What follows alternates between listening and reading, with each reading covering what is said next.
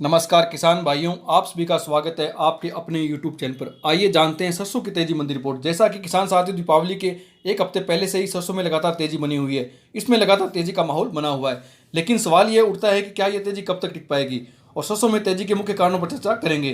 तो किसान साथियों, इससे पहले मेरा आपसे निवेदन है, आप इस चैनल को लाइक और सब्सक्राइब करना ना भूलें, ताकि सरसों भाव की नई अपडेट आपको नित्य प्रतिदिन सबसे पहले मिलती रहे। किसान साथियों, जानकार को कहना है कि दुनिया भर में खाद्य तेलों की सप्लाई प्रभावित होने की आशंका के चलते घरेलू बाजार में मंगलवार को लगातार दूसरे दिन सरसों के भाव में तेजी बनी रही।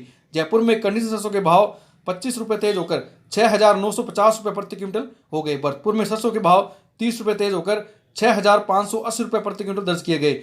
ब्रांडेड कंपनियों की बात करें तो सलोनी प्लांट पर सरसों के भाव 50 रुपये तेज होकर 7,500 रुपये प्रति क्विंटल के स्तर पर पहुंच गए।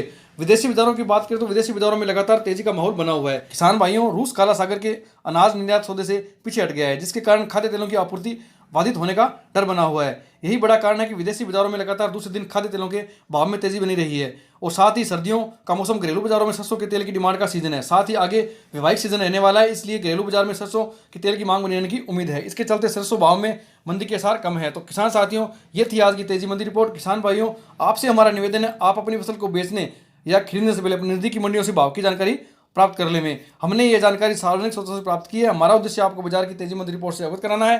आप अपना व्यवसाय अपने वेग से करें। धन्यवाद। जय जवान जय किसान।